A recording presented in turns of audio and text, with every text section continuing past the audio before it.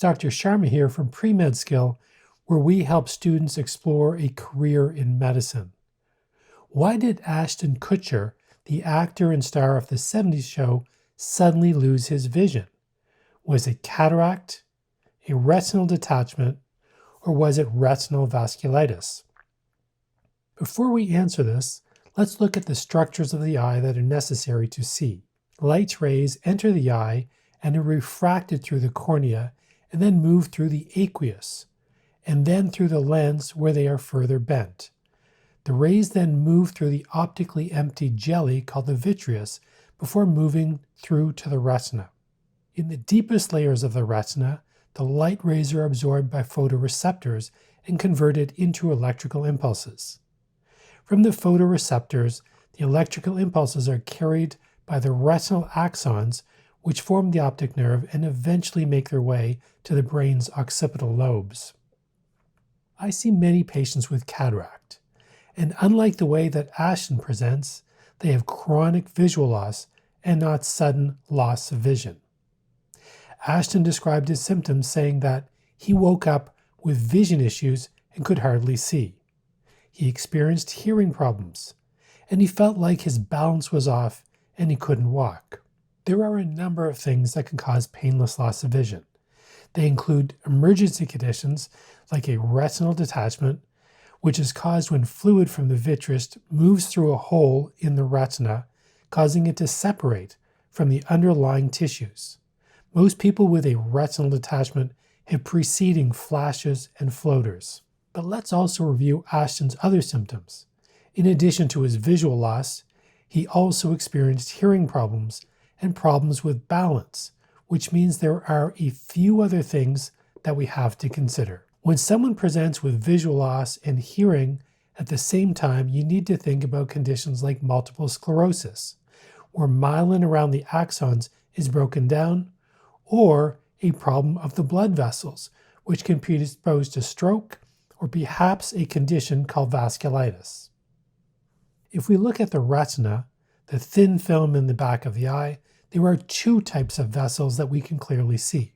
There are arteries, which are branches of the central retinal artery, which bring oxygenated blood arising from the aorta to the retina. The darker vessels, which are a little larger in diameter, are retinal veins. These drain blood from the retina, and the red blood cells will eventually make their way back to the right atrium through the superior vena cava. Vasculitis is an inflammation that can affect the arteries or the veins. Some conditions, like sarcoidosis, an inflammation that can affect the skin and the lungs, primarily attacks the veins. Giant cell arteritis, a condition that affects the small to medium-sized vessels throughout the body, affects the arteries. Here is a patient who presented with sudden painless loss of vision. You can see a significant amount of inflammation centered on the veins in the retina.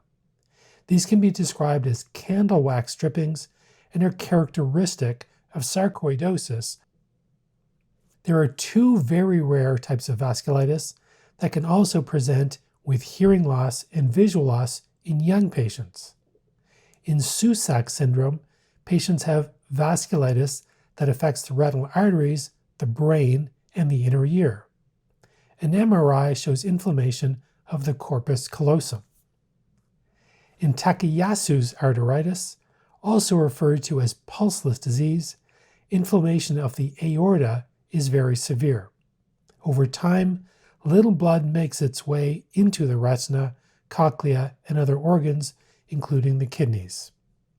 In this patient with sarcoid retinal vasculitis, steroids, chemotherapy, and biologic agents were all needed to control the inflammation. Thankfully, in Ashton Kutcher's situation, he made a miraculous recovery and even ran a marathon a few years after his diagnosis. Important things to remember. In any patient who presents with acute visual loss, and there is preceding flashes and floaters, think of a retinal detachment. This is an emergency that requires surgery. Blood can become stagnant from a clot or by inflammation of the vessel walls in vasculitis. And lastly, Vasculitis requires steroids and other powerful medications to control the inflammation. If you're a high school student watching this in class, tell your teacher there's a free lesson plan for this video at stemmd.org. If you're a science teacher looking for free weekly lesson plans built around celebrity diagnoses, grab yours at stemmd.org. If you're a medical student or physician looking for world-class clinical education, visit Medskl.com. And of course, if you're a high school student or pre-med in college who's interested in a career in medicine, visit Premedskl.com.